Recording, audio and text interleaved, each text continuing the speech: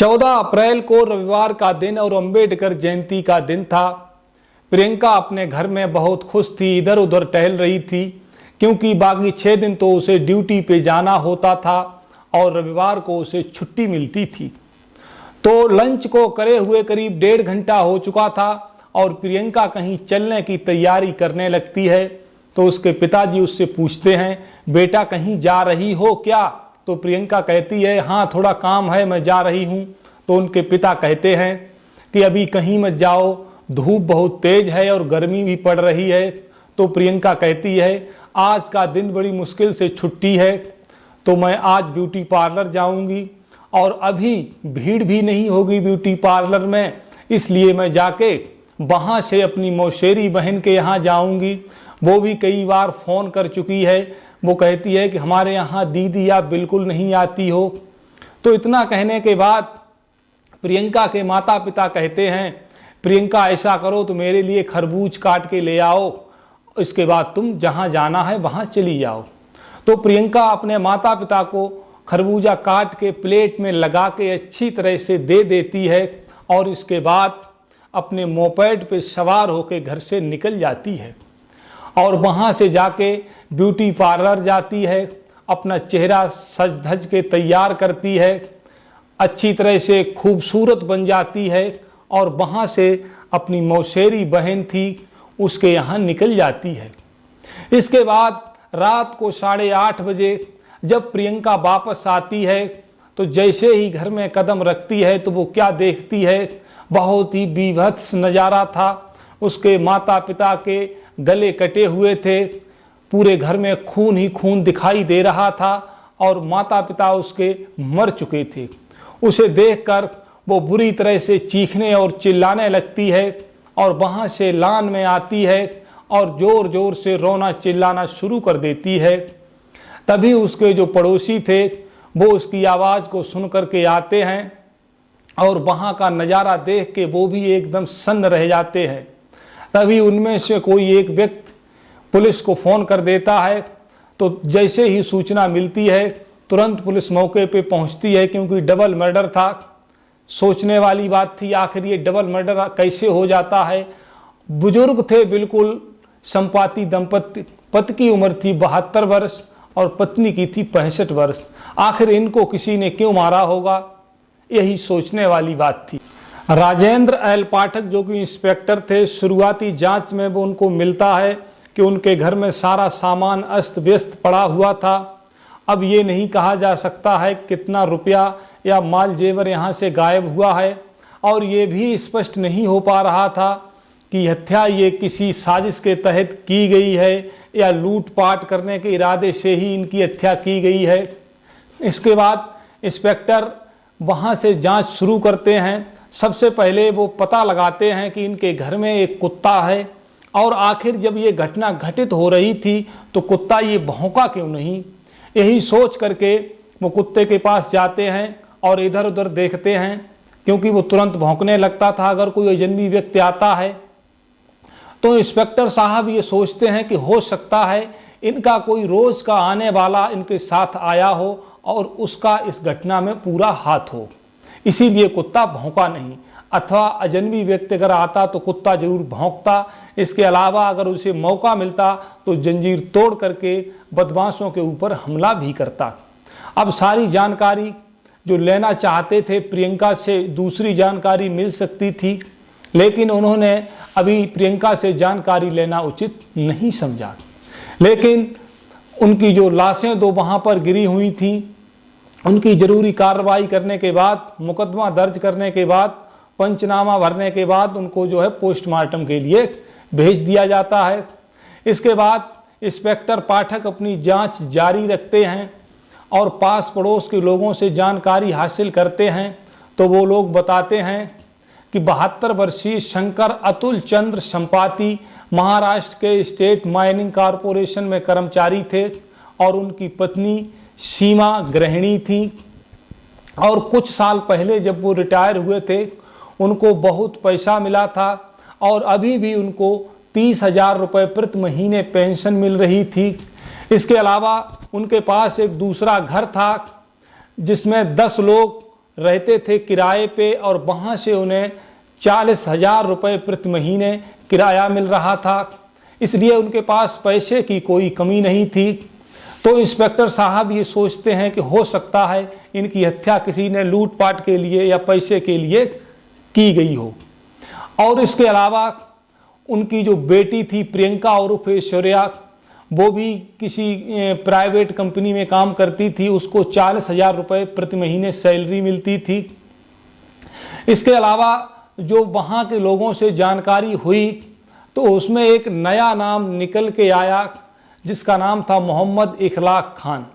उनकी बेटी ऐश्वर्या उर्फ प्रियंका इखलाक खान से उसकी मोहब्बत चल रही थी।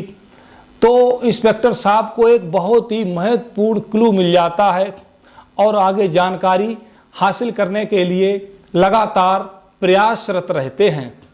तो पड़ोस के जो लोग थे वो बताते हैं कि कुत्ता बिल्कुल नहीं भौंका था, अगर भौंकता तो मेरे इधर कहीं न कहीं आवाज़ सुनाई देती।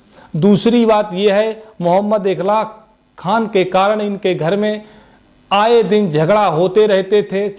जो संपाती दंपत्ति थे वो बिल्कुल नहीं चाहते थे कि मेरी बेटी का दामाद एक मुस्लिम व्यक्ति बने और मेरी सारी संपत्ति एक मुस्लिम व्यक्ति के साथ चली जाए। इसके अलावा बेटी अपनी जिद पर अड़ी थी कि चाहे कुछ भी हो जाए लेकिन मैं शादी करूंगी तो मोहम्मद इखलाक खान के साथ ही करूंगी।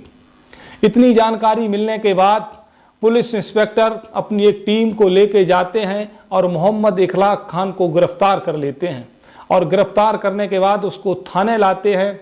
थाना था दत्तवाड़ी, वहाँ पे लाते हैं और उससे गहन पूछताछ शुरू कर देते हैं। पूछताछ में पहले तो वो इधर उधर की बातें करता रहता है। जब पुलिस कड़ाई से पूछताछ करती है तो स्पष्ट रूप से वो सारा हाल बयां कर देता है और बता देता है कि इस तरह से प्रियंका और हमने प्रियंका के माता पिता की हत्या की साजिश रची थी। तो पुलिस जाके इखलाक को रिमांड पर भेज देती है और प्रियंका को भी गिरफ्तार कर लेती है। शंकर चंपाती और सीमा चंपाती की कोई भी संतान नहीं थी। 50 वर्ष की उम्र होने के बावजूद जब संतान उनके नहीं होती है तो वो सोचते हैं हमें कोई न कोई संतान गोद ले लेनी चाहिए जिससे वो बुढ़ापे पे मेरी देख रेख रखेगी। और उनका विशेष ध्यान था कि कहीं न कहीं से बेटी को ही गोद लिया जाए तो ज़्यादा बेहतर है। यही सोच करके 50 वर्ष की उम्र में चंपाती दंपत्ति ने एक 7-8 माह की बेटी को गोद ले लेते हैं। उसका अच्छे से कायदे से उसका पालन पोषण करते हैं, जो कि इस समय प्रियंका थी। और हाई स्कूल में उसके बहुत अच्छे नंबर आते हैं, 90%। और कक्षा 8 में उसकी मुलाकात होती है एक लड़के से जिसका नाम था इखलाक खान। इखलाक खान से धीरे धीरे उसकी मोहब्बत आगे बढ़ रही थी और स्कूली शिक्षा समाप्त करने के बाद भी उन दोनों की दोस्ती टूटी नहीं। इखलाक खान जो था वो क्रिकेट में अपना कैरियर बनाना चाहता था और इधर प्रियंका आईटी क्षेत्र में जाना चाहती थी। तो दोनों के क्षेत्र अलग अलग हो गए थे, लेकिन उन दोनों की मोहब्बत बिल्कुल कम नहीं हुई थी। इधर वो क्रिकेट सीखने लगता है और प्रियंका अपना आईटी क्षेत्र में अपनी तैयारी करने लगती है। हालांकि इखलाक खान को भी क्रिकेट में मौका मिलता है, विदर्भ क्रिकेट एसोसिएशन में उसका चयन होता है, अंडर 18 और अंडर 19 में उसे मौका मिलता है, लेकिन वो अपने आप को कुछ खास तरीके से साबित नहीं कर पाता है। और इधर प्रियंका की नौकरी लग जाती है जिससे उसको 40,000 रुपये प्रति महीने मिलने लगते हैं। और उधर इखलाक खान क्रिकेट से थोड़ा थोड़ा दूर जाता हुआ दिखाई देने लगता है, लेकिन प्रियंका फिर भी यही सोचती है कि मेरा प्रेमी है, ये किसी दिन क्रिकेट में ऊंचा नाम करेगा तो मैं इससे, इस तरह से वो उसके प्रति और अधिक मोहब्बत बढ़ जाती है। लेकिन अभी तक तो प्रियंका ही उसका खर्च उठाने लगती है और मोहम्मद इखलाक खान कोई भी पैसा पैदा नहीं करता है। धीरे धीरे दिन व्यतीत होते गए, एक दूसरे की अभी तक उन्होंने मोहब्बत कबूल नहीं की। दोस्ती थी, एक दूसरे के प्रति आकर्षण था। एक दिन पार्क में दोनों बैठे हुए थे तो प्रियंका से मोहम्मद इखलाक खान कहता है, आई लव यू प्रियंका। तो प्रियंका भी तुरंत ही जवाब देती है, आई लव यू टू। इस तरह से उन दोनों की मोहब्बत तो पहले ही हो चुकी थी, सिर्फ नाम था दोस्ती का, और अब दोनों एक दूसरे के प्यार में बुरी तरह से पड़ चुके थे। इधर प्रियंका उसके प्यार में इस कदर डूबी थी कि रोजा भी रखने लगी थी। अब उनके माता पिता को जब ये बात मालूम पड़ती है कि उनकी बेटी की मोहब्बत एक दूसरे धर्म के लड़के से है, तो वे प्रियंका को मना करते हैं कि बेटी उसके साथ मत रहो, उसको छोड़ दो। लेकिन प्रियंका अपनी जिद पर डट जाती है। वो कहती है कि मैं उसको नहीं छोड़ सकती हूँ, मैं शादी करूँगी तो उसी के साथ करूँगी। तो उसके माता पिता सोचते हैं कि अब ये ऐसे नहीं मानेंगे, तो वो उस लड़की को धमकी देते हैं, अगर तुम मेरी बात नहीं मानोगी तो मैं अपनी संपत्ति किसी को दान कर दूंगा या सरकार को दे दूंगा। और तब तक प्रियंका को यह भी मालूम हो जाता है कि मैं इनकी सगी बेटी नहीं हूं, मुझे गोद लिया गया है। तो प्रियंका अपने माँ बाप को कुछ ज्यादा ही आंखें दिखाने लगती है। इस बात से तंग आकर के चंपाती दंपत्ति ने सोचा कि मैं पुणे में घर ले लेता हूं और यहाँ की सारी प्रॉपर्टी को बेच देता हूं। और ऐसा ही हुआ। उन्होंने एक डीलर से बात की और डीलर जो था उस मकान के 2 करोड़ रुपए देने को तैयार था और बयाना भी आ चुका था। और ये तभी जो है प्रियंका को ये बात मालूम पड़ जाती है, तो वो अपने प्रेमी से कहती है कि हम अब कहीं के भी नहीं रहेंगे, हो सकता है हम और तुम भी दूर हो जाओ। तो प्रेमी पूछता है ऐसा क्या हुआ, तो वो सारी बात बता देती। प्रियंका एक नया खेल खेलती है और अपनी प्रेमी के साथ मिलकर साजिश रचती है कि क्यों न हम ऐसा करें, इन दोनों बुढ़े और बुढ़िया को जान से मार देंगे, तब सारी संपत्ति हमारे नाम आ जाएगी और इसके बाद हम नोएडा या गुरुग्राम में जाकर के अपना घर खरीद लेंगे और कोई आईटी कंपनी खोल के ऐसे अपना जीवन व्यतीत करेंगे। उन दोनों ने यही सोच करके उस दिन प्रियंका जो थी घर से तो निकली थी, लेकिन जब उसने खरबूजा काट के अपने माता पिता को दिया तो उसमें स्वादहीन कोई ऐसी चीज मिला देती है, विषाक्त पदार्थ, जिससे वो बेहोश हो जाएं। और खरबूजा देने के बाद वो बाहर लान में खड़ी हो जाती है। इसके बाद अंदर जाके चुपके से देखती है तो उसे मालूम पड़ता है कि खरबूजे का असर माता पिता के ऊपर हो रहा है। इसके बाद थोड़ी देर तक वो वहां रुकती है और तभी उसका प्रेमी इखलाक अपने दूसरे साथी के साथ आ जाता है और वो दोनों अंदर घुसते हैं। तभी प्रियंका कुत्ते के पास खड़ी हो जाती है, जिससे कुत्ता किसी अजनबी व्यक्ति को देखकर भौंके नहीं। और ये दोनों वहां पर अपना काम शुरू कर देते हैं। प्रियंका वहां से निकलकर सीधी ब्यूटी पार्लर को चली जाती है। वहां पर पहुंचकर अपने चेहरे को रंग रूप निखारती है। सुंदर सज धज के वहां से जब निकलती है अपनी मौसी के घर के लिए, जहां पे उसकी मौसेरी बहन रहती थी, तभी उसके प्रेमी इखलाक का फोन आता है। वो कहता है कि काम हो चुका है।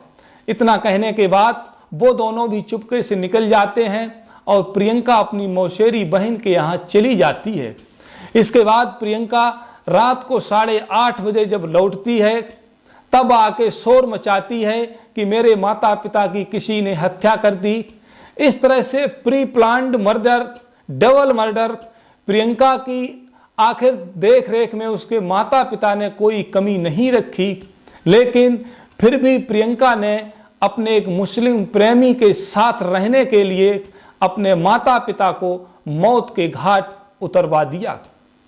आखिर क्या कहें ऐसी संतान के लिए और क्या कहें ऐसे प्रेमी के लिए कि वो भी अपनी प्रेमिका के साथ देने के लिए प्रेमिका के माता पिता को जान से मार देता है।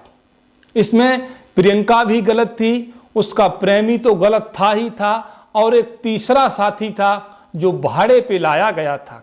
जब केस पूरी तरह से स्पष्ट हो जाता है, प्रियंका और इखलाक दोनों अपना जुर्म कबूल कर लेते हैं और बताते हैं कि ये घिनौनी हरकत हम दोनों ने ही की है, तो उन दोनों को जेल भेज दिया जाता है और माता पिता को मारने में जो खंजर प्रयोग किया गया था उसको भी पुलिस जब्त कर लेती है। और तीसरा जो भाड़े पे लाया गया था शिकारी, उसको पुलिस ढूंढ रही है, वो अभी तक मिला नहीं, अब शायद मिल गया हो, हम कह नहीं सकते हैं। मित्रों, कैसी लगी हमारी कहानी? अगर कहानी अच्छी लगे तो कमेंट में हमको बताना और चैनल अगर सब्सक्राइब ना किया हो तो चैनल को सब्सक्राइब जरूर कर लेना। धन्यवाद मित्रों, नमस्कार।